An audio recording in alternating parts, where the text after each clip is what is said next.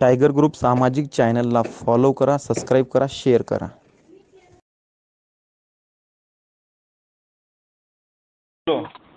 सचिन भैया बोलता ना? हो बोलतोय. कोण बोलतोय आपण? मी परभणीहून बोलते. बर. ए आई, मी 2 मिनिटं साईडला जाऊन बोलते हा भैया. हॅलो. हा बोला.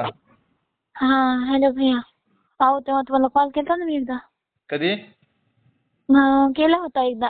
तुम्ही म्हणलात नंतर कॉल करा म्हणला होता. तुम्हाला म्हणलं ना मी बोलले म्हणून मॅटर सॉल्व्ह झालं. काय नाव तुमचं? पूनम.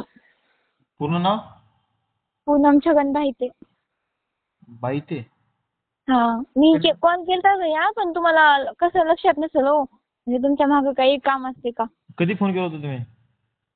केला होता म्हणजे 2023 मध्येच केला होता मी. बरं ठीक आहे. बोला बोला बोला बोला काय विषय. त्यावेळेस मदत केलं ना तुम्हाला मी? नाही तुम्ही नव्हतात ते हँडल करत. म्हणजे मी मदत केली होती पण दुसरे सर होते ते. कोण? ते त्यांचं नाव काय हो, विद्या मॅडम वगैरे त्या नव्हत्या का? हा हा हा हा. हा त्यांनी बोलत होत्या. काय म्हणून? काही नाही ते नवऱ्याकडचं ते म्हणलं होतं ना तुम्हाला, ते त्रास द्यायला लागले, म्हणजे मारते वगैरे, भांडणं वगैरे केले होते. मग मी इकडे आले होते तुम्हाला सांगितलं ना. तुमचं लक्ष तुमच्या. बर बर. हा बोला ना.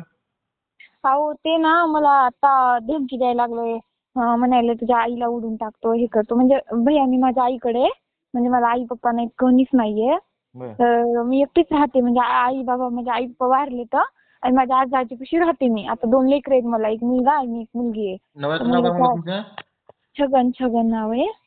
छगन बाईते? हा हा आला बोललो वाटतं मला. हा काय म्हणला भैया, बोललात का? हो मागं झाले वाटते ना बोलणं हे. हा बोलला होता. मग ते तुम्हाला शिवा देत होत्या त्या माझ्या नंदा वगैरे, कोण टायगर ग्रुप आहे हे ते, खूप शिवा दिल्या तुम्हाला. नंतर मग मी म्हणलं त्यांना कशाला शिवा द्यायला. एक मिनिट ताई माझं. आता तुम्ही जे अडचण सांगताय त्या अडचण घेऊन आम्ही समोरच्या व्यक्तीला बोलत असतो. त्यांनी काय शिवा देतात काय देतात आम्हाला काय माहिती. आता आम्ही एक निस्वार्थपणे तुम्हाला मदत करत असतो, बरोबर? पण ते लोक त्याचे गैरफायदा घेऊन दुसरं बोलतात, आम्हाला देणं न घेणं.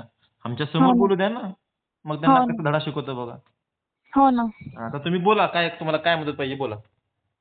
नाही भैया ते म्हणते, म्हणजे आता बघा भैया म्हणतात ते काय म्हणते माहिती का, ते म्हणाले तू ये, मला म्हणते ये. पण तिथं कसं भैया मला सासू सासरे नंदा ते सगळे मला लावून देतात, भांडणं करतात, मारतात. मग ते मला म्हणाले ये म्हणून. आता भैया कंप्लेंट बघा, मला मार्च मध्ये मी पुण्याला होते राहायला, मला मार्च मध्ये येऊन गावाकडे येऊन वर्ष होते डिलिव्हरी होऊन मुलाच्या वेळेसची. तर मी आले तर ती काय म्हणते ये म्हणाली मला. तर मग मला कसं जाऊ मी, मला भीती वाटायली. त्याला दारू पिते, मारतय, हे करतय. मी म्हणते मी मारत नाही, दारू सोडून देतो, असं करतो. आणि नंतर असं कोणाची मदत घेतली ना, म्हणजे असं गावातल्या सरपंचाची हे कोणाला असं मध्ये बोलायला लागलं की काय म्हणते तू त्यांना सपोर्ट, तुझ्यासाठी सपोर्ट करणारे आहेत ना, तू त्याला ठेवलंस का, हे केलंस का, ते केलंस का. आता भैया माझ्याकडे कोणी सपोर्टला नाही म्हणून मी कोणाची तरी साथ घ्यायला लागले. आता ते पण जमाना गेले त्यांना. आता मागं बघा म्हणजे टायगर ग्रुप मध्येच बोलत होते ना मी, विद्या मॅडमला वगैरे सगळ्यांना बोलू लागली ना मी. तर म्हणू लागले माझे सासू सासरे म्हणाले त्यांना तू ठेवलंय का, त्यांना म्हणाले की तुला ठेवायची का, ती तुला लग्न करायचं का तिच्यासोबत, असं करायचंय का, तसं करायचंय का. म्हणजे असं मी मदत पण घेऊ शकत नाही कोणाची. एक लेडीचा आदर तर करतात का बघा, एक लेडीज बद्दल कसं बोलतात बघा. हा माझ्याकडे रेकॉर्डिंग पण आहे भैया, ती तुम्हाला मी पाठवू शकते. माझ्या सासऱ्यांनी घाण शिवा दिल्या होत्या. ते त्यांचं नाव काय की भैया माझ्या ध्यानात नाही. म्हणजे तुमच्यासारखेच आहेत ते, म्हणजे बोलतात ते, नाव माहिती विसरून गेले मी त्यांचं. पण त्यांना सुद्धा खूप शिवा दिल्या माझ्या सासऱ्यांनी. ऐकून घेता हे, आम्हाला कोणी पण शिवा देऊ द्या, आम्हाला देणं घेणं, पण आमच्या समोर देऊ द्या ना, मग त्यांना दाखवतो आम्ही. हो ते तर आहे ना भैया, पण समोर नाही देत ना हो. मला एवढंच ऐका ना भैया, मला काय पाहिजे माहितीये का, आता तुम्ही आहेत ना, आता तुम्ही फोनवर बोलले, त्यांनी फोनवर बोलले, काही पण झालं ना ते फोनवरून बोलायला, समोर होऊन काहीच बोलणं गेलते ना, त्याच्यामुळे मला जरा प्रॉब्लेम येऊ लागली. म्हणजे ते समोर आलेच नाही तर ते फोनवरूनच बोलू लागले सगळे सर. ते असे लोक हे मागच बोलत असतात, तोंडावर बोलत नसतात. ते ह्यांच्यामध्ये दम नसतात, असे लोकांना अडॅप्ट करतात ते. नाही सर ऐका ना भैया, तसं नाही हो. म्हणजे आता मला तुमच्या मला एक सांगा ताई, तुम्हाला मुलं किती तुम्हाला? 2 आहेत. 2. मग आता तुमचं मिस्टर नवरा काय म्हणतो? माझा नवरा म्हणायला ये तू, मी तुला मारत नाही, भांडणं करत नाही, तुला त्रास देत नाही, मी दारू पित नाही, मी सोडतो. पण ते भैया ना म्हणजे आता हे 9 वर्ष झालेत ना, त्या 9 वर्षामध्ये ते रोज म्हणते दारू सोडतो, मी हे करतो, मी ते करतो. ते काहीच करत नाहीये. ते करायचं तेच करायले. पुण्याला गेले त्याच्यासोबत एक मुलगी राहिली 6 महिन्यानंतर, म्हणजे 2 वर्ष राहिले असेल भैया मी आईकडं, आजीकडं माझ्या. आणि नंतर परत गेले पुण्याला गेल्यानंतर 6 महिने झाले की मुलगी राहिली माझी. नवस करून मागितलं तिला मी. नवस केला, तिला मागितलेलं, देवाला म्हणलं नवस करते, हे करते, ते करते. नवसाने लेकरू मागितलं, तेव्हा पण मला त्यानं मारलं. नंतर मग परत वापस आले आईकडे. डिलिव्हरी सगळं माझ्या आईने 2 लेकरांचं डिलिव्हरीचा खर्च एकट्याने उचलला, पैसे देत नाही, काही नाही. आणि म्हणते आता ये म्हणते, मी मारत नाही, हाणत नाही, आणि तुला जर मारहाण झाली तर मी तुला नेऊन सोडतो. पण ते काय म्हणाले भैया, गेलं ना ते मला मारतीतून माझे 2 लेकरं घेऊन टाकतात, ते मला देत नाहीत लेकरं पुन्हा. हा, तर मग ते मला ये म्हणाले. त्याला काय म्हणलं भैया, आता परभणीमध्ये राहते ना मी, परभणीच्या समोर पोखर्णी नरसिंह ऐकलं असेल का भैया, तुम्ही कधी ऐकलंय का? ते खेडेगावाचं आहे. तर माझं ते माहेर आहे. तर मी त्याला काय म्हणलं, परभणी एक सिटी आहे, तुम्हाला माहितच आहे. मग त्या परभणीमध्ये तू घर घेऊन राहा म्हणलं किरायानं, आपण दोघं राहू म्हणलं, काम करून. तू काम कर, माझं लेकरं मोठं झाल्यावर तू नवरा पण काम करू शकतो, मी पण, आपण दोघं पण काम करू म्हणलं. ते मी म्हणलं माझं जोपर्यंत लहान लेकरू आहे, म्हणजे मुलगा लहान आहे ना भैया, 4 महिन्याचा मुलगा आहे ना, मुलगी 1.5 वर्षाची आहे. तर मी म्हणलं लेकरू मोठं झालं की मी पण काही काम करते, जॉब करते म्हणलं. मी पुण्याला असं काम केलं ना म्हणलं, आपण पुण्याला पण खुश राहत होतात म्हणलं, आणि आपण दोघं पुण्याला राहू. ते पण जमना म्हणाली, गावाकडेच येतो. म्हणजे गावाकडे येऊन ह्याच्यासोबत माझ्यासोबत काय करायचं भैया, सांगा ना तुम्ही त्यांना.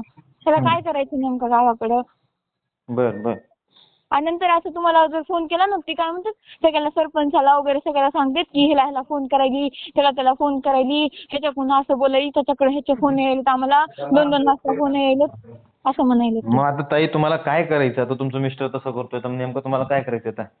आता भैया ते म्हणाले यायचं, पण मला जाऊ वाटत ना भैया. त्याचं एवढंच म्हणणं आहे माझं की त्यानं येईना गेलाय. त्याला असं म्हणजे तुम्ही समजून सांगा की त्याला परभणीला कुठं घर घेऊन राहा, नाही तर काहीतरी कर, म्हणजे असं बोला, असं म्हणजे माझ्या मनात की तुम्ही असं बोलावं, त्याला समजून सांगा. तुमच्या आई वडिलांचं म्हणणं काय ह्याच्यामध्ये? मला आई पप्पा नाही तो भैया, माझ्या आजी आजी आहे, त्यांनी पण काम होत नाही त्यांना, ते तसंच मला सांभाळतात. हा, आई वडील नाहीत का? नाही, आई पप्पा नाही, तर भाऊ नाहीये, फक्त बहीण नाहीये. तिचं लग्न झालंय, त्या घरी गेली तिनं लग्न करून. एक मीच एकटीच आहे, पण ते मला त्रास द्यायला लागलेत ना. कोणती मुलगी राहते भैया सांगा बरं इथं? कोण्या मुलीला वाटते का राहायचं म्हणून? चांगलं असं तिथं जाऊन राहील ना ती. बरोबर. कोण्या गोष्टीची मी कमी पडत नाही कधीच. मला काही माझा नवरा कोण्याच गोष्टीला मला देत नाही, घेत नाही.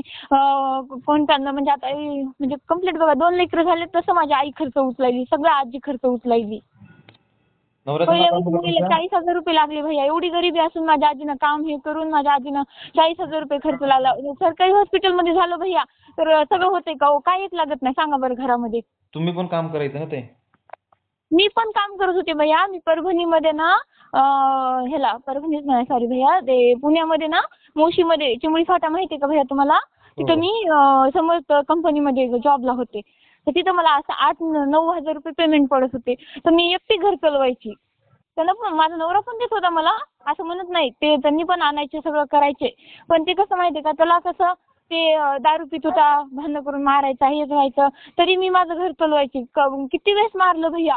हा, मी म्हणत नाही मी राग आले, मी खूप राग कोणाला राग नाही. मारल्यावर मी राग आईकडे आले, परत गेले, परत आले, परत गेले. वाटलं ना मला आज ना उद्या सुधरल, पण ते सुधरच ना झालंय ना. बर. भाऊ आणि कसं तुमचं ऐका ना भैया, आणि तुम्हाला मुलासाठी भाऊ नाही का? भाऊ नाही ना भैया, होता 3 महिन्याचा, ते वारला, लहानपणीच वारला मेला ते. आणि आई वडील? आई वडील पण मेले माझे. म्हणजे पप्पाचा ऍक्सिडेंट झाला, स्वतःची गाडी होती, दारू पित होते, ते दारू पिऊन ते ट्रक खाली गेली गाडी, आणि आईला 7-8 म्हणजे 7-9 वर्ष झालं मरून. समजा माझं लग्नाच्या आईला काय झालं? आईची छाती दुखत होती. बर. मामा वगैरे? मामा वगैरे सगळे कोणीच नसते. त्यांचा संसार लागले. माझ्या आजीला दिले टाकून इकडं, त्यांचं करून खाते. तर आई माझी काम करते, 10,000 रुपये महिना हॉटेलवर काम करते माझी आजी, आणि ते काही खर्च घेत नाही, काही नाही. त्यांचं राहते, तर घर बांधलंय, सगळं केलंय. त्यांना कोणच नसते, काय नाही. त्यांनी आजीला विचारत नाहीत, काही करत नाहीत ते. काका वगैरे? एक मिनिट भैया, नवऱ्याचा फोन आहे ना. घेऊ का कॉन्फरन्सला?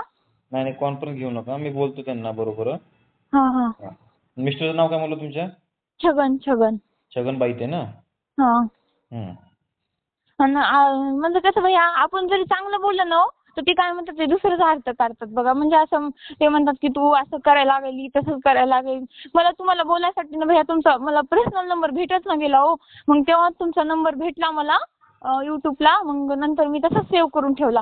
म्हणलं कधी आयुष्यात गरज पडली भैयाला फोन करावा म्हणून. चालेल चालेल, काय हरकत नाही. काय करतो मला